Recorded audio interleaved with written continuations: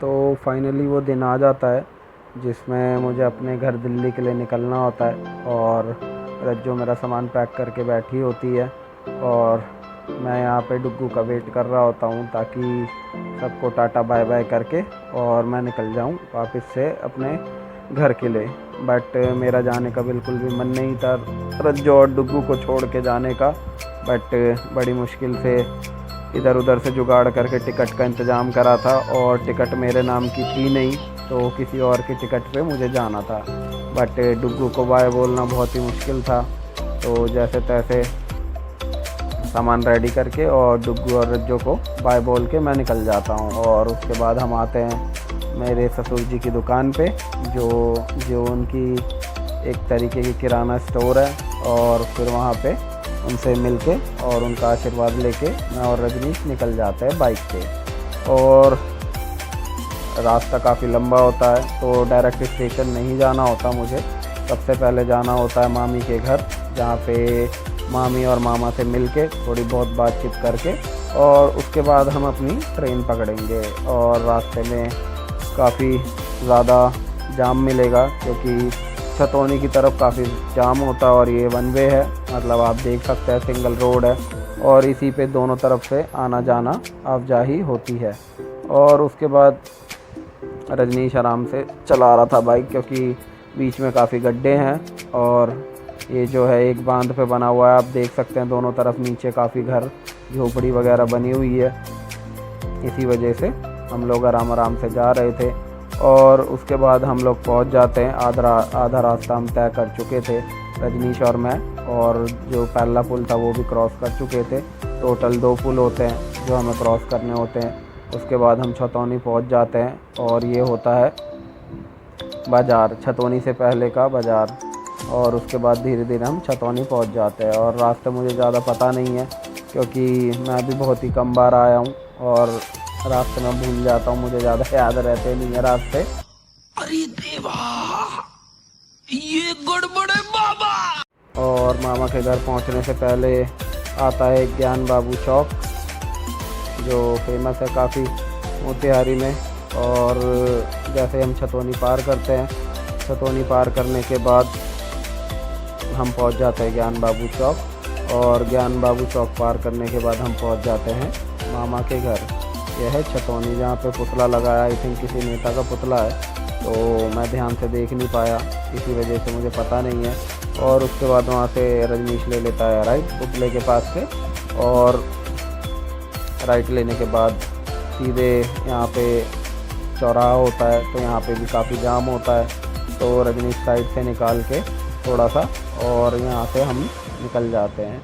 और मुझे यहाँ पे मतलब बिहार में कुछ अलग ही होता है, यहाँ कोई हेलमेट नहीं पहनता, सब अपनी मौज मस्ती में गाड़ी चला रहे होते हैं, कोई कैसे भी चला लेता है। तो यहाँ किसी को कोई फ़र्क नहीं पड़ता। और ट्रैफिक की हालत तो आप देख ही सकते हैं। तो यहाँ किसी को किसी से कोई फ़र्क नहीं पड़ता, जो मर्ज़ी कैसे भी चला रहा है, बस चलते रहना चाहिए काम और ट्रैफिक क्लियर होते रहना चाहिए। पुलिस भी लगी हुई है, बट पुलिस भी अपना पूरा सहयोग दे रही है उसमें, कोई जैसे तैसे जैसे वो भी अपना काम करने में लगे पड़े हैं। और हम यहाँ से ये वादा पार कर लेते हैं और हम पहुँच जाते हैं दूसरी तरफ, ज्ञान बाबू की चौक की तरफ हम पहुँचने वाले होते हैं। बट यहाँ से इन्होंने आगे से रास्ता बंद कर रखा होता है, तो दूसरी तरफ से घूम के जाना पड़ता है। और वहाँ पे अभी आप लोगों को दिखेगा रास्ता बंद, और हम आ जाते हैं दूसरी तरफ जहाँ से घूम के आना होता है। और वहाँ से पहुँच जाते हैं हम सीधे मामा के घर। और मामा के घर में हम मामा का वेट करते हैं।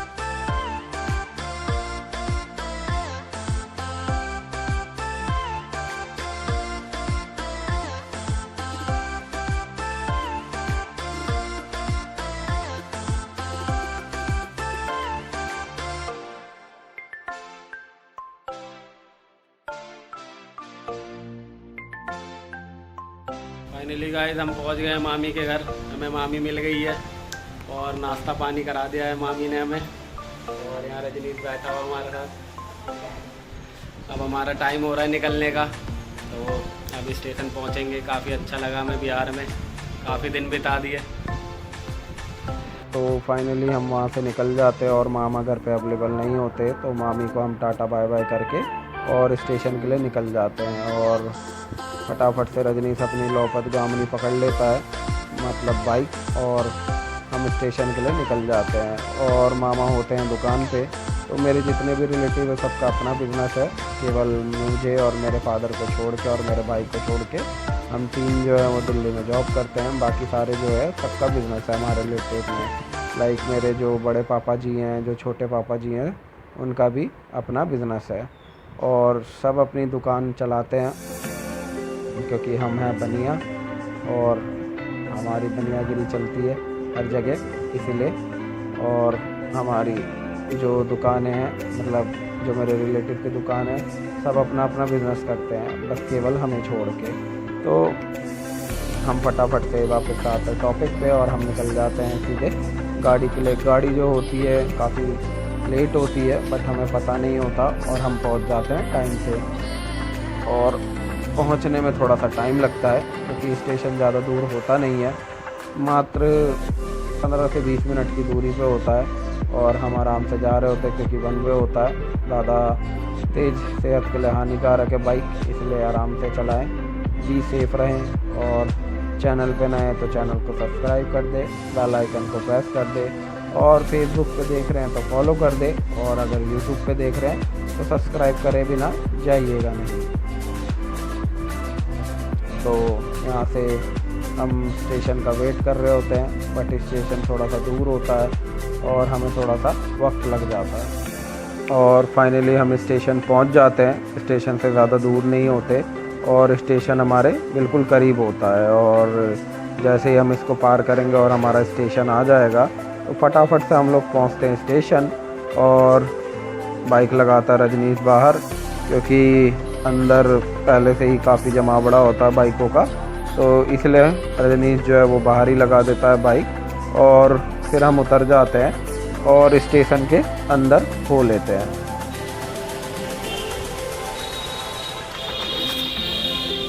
कितने उस पर आएगी?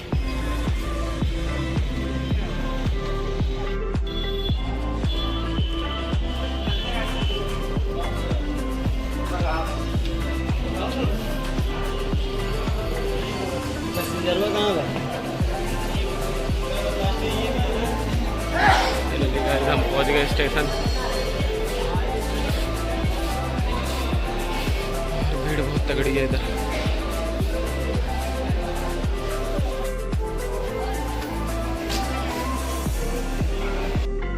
गाइस हम स्टेशन पे पहुंच गए हैं और पीछे भीड़ बहुत ज़्यादा है, आप देख सकते हो, सप्त क्रांति के लिए।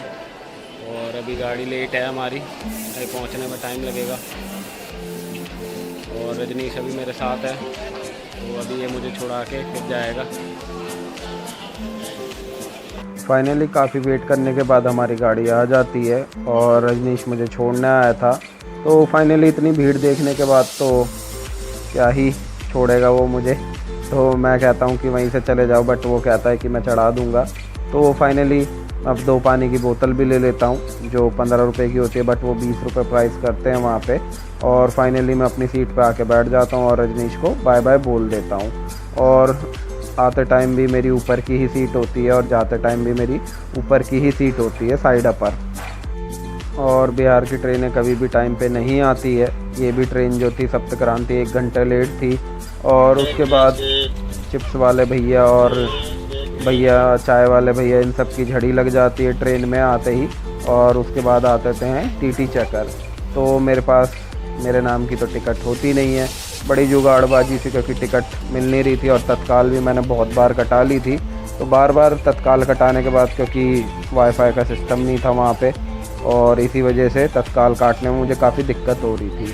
तो जैसे तैसे मैंने किसी और के नाम पे टिकट, मतलब पहले से किसी ने कटा रखी थी, तो वहाँ जुगाड़बाजी लगा के किसी और की टिकट पे मुझे आना था। और एक जो बंदा था मेरे साथ, हम 2 जने थे, जो बंदा एक मेरे साथ था वो एकदम सही नाम पे आ रहा था और मैं किसी और के नाम पे। और भी इसी बीच मुझे भूख लगती है और मैं मैगी ले लेता हूँ। मैगी जो होती है वो आई थिंक 50 या 60 रुपये की होती है। और मैगी खाने के बाद फिर शाम को मुझे और भूख लग जाती है। और जो रज्जो ने मुझे टिफ़िन पैक करके दिया था, वो टिफ़िन मैं फटाफट से खाली कर देता हूँ और उसके बाद मैं फटाफट से लेट जाता हूँ। और सबको कंबल वगैरह तो मिल ही चुकी थी क्योंकि थर्ड एसी था, तो बाद में आराम से मैं ओढ़ता हूँ उसे और रात अपनी काटने की कोशिश करता हूँ। और मुझे नींद नहीं आ रही थी तो मैं भी बार बार नीचे ऊपर कर रहा था ताकि कैसे भी करके टाइम पास हो जाए। और मेरी आँख खुल जाती है, मैं सो जाता हूँ और सुबह 5 बजे मेरी आँख खुल जाती है क्योंकि नींद ज़्यादा ट्रेन में आती नहीं है इसी वजह से। और काफ़ी ज़्यादा ट्रेन जो थी वो काफ़ी लेट थी, मुझे लगा था कि टाइम पे उतार दे देगी, बट ये जो है गाड़ी जो है वो एक घंटा मतलब जहाँ पे स्टेशन नहीं था वहाँ पे भी काफ़ी देर तक रुक रही थी। आप देख सकते हैं यहाँ पे बिना बात के रुकी हुई है, या तो सिग्नल नहीं है और काफ़ी ज़्यादा देर से रुकी हुई थी। तो मैं गेट पे आ जाता हूँ और लोग सारे बाहर बाहर उतर के जा रहे थे, बट मैं उतर के नहीं जाता और यहीं से स्टेशन का नज़ारा ले रहा था। और ये स्टेशन शायद डासना है। डासना पे काफ़ी देर रुकने के बाद मेरा तो दिमाग ख़राब हो जाता है क्योंकि 7 बजे की टाइमिंग थी और 7 बजे हम डासना पे थे। तो काफ़ी देर यहाँ पे 1 घंटा रुकने के बाद लगभग ट्रेन फाइनली ग्रीन सिग्नल मिल जाता है डासना से और ट्रेन यहाँ से निकल लेती है और इसी के साथ हम भी निकल लेते हैं। और उसके बाद डासना से थोड़ी दूर और चलने के बाद फिर से एक जगह आके फिर दोबारा 1 घंटे के लिए रुक जाती है महरौली पे। और मुझे समझ नहीं आ रहा था कि मैं क्या बोलूँ, इसके लिए तो कुछ क्लेम साइकिल होना चाहिए। और आपने टाइम दे रखा है 7 बजे का और गाड़ी पहुंच रही है 11 या 12 बजे, तो उस हिसाब से लोगों को क्लेम साइकिल देना चाहिए कि अगर आपकी ट्रेन इतनी लेट होती है तो आप रिफ़ंड मांग सकते हैं, क्योंकि हर किसी का टाइम वेस्ट हो रहा है। चलो समझ में आता आधा घंटा लेट हो गई, बट 3-3 4-4 घंटे लेट हो रही है, तो इससे हर किसी का नुकसान है। जो बंदा इतने पैसे खर्च करके जा रहा है, सरकार को समझना चाहिए। वो बंदा थर्ड एसी की टिकट ले रहा है, फर्स्ट एसी ले रहा, कोई फर्स्ट क्लास एसी ले रहा है, तो वो हर कोई अपनी सुविधा से जा रहा है। बट ट्रेन क्या बोलते हैं, सरकार को थोड़ा ध्यान देना चाहिए इस पर। और मेरी दरख्वास्त होगी अगर ये वीडियो सरकार तक जाए तो, और आप लोग भी थोड़ा बहुत सपोर्ट कीजिए ताकि सरकार तक ये बात जाए, समझ में आए कि बिहार की ट्रेनें थोड़ी ज़्यादा चलाई जाए।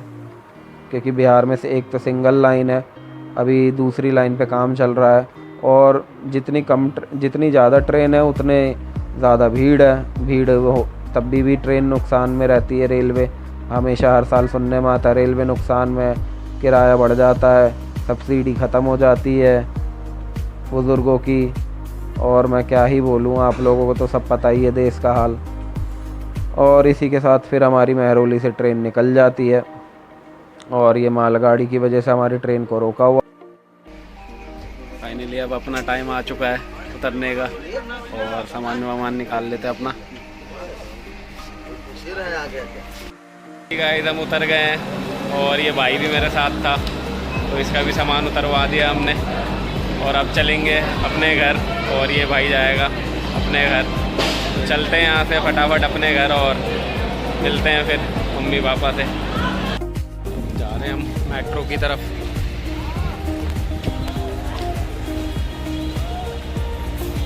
अगर आप आनंद विहार पे कभी भी उतरते हो और मेट्रो की तरफ आप मेट्रो से ज़्यादा ट्रैवल करते हो आनंद विहार से, तो वहाँ पे हमेशा आपको भीड़ मिलेगी क्योंकि सारी सुविधाएं हैं वहाँ पे। बस अड्डा है, अब हमने अपना मेट्रो कार्ड रिचार्ज कर लिया है और रिचार्ज करके अब चलते हैं फिर फटाफट से कैंट की तरफ।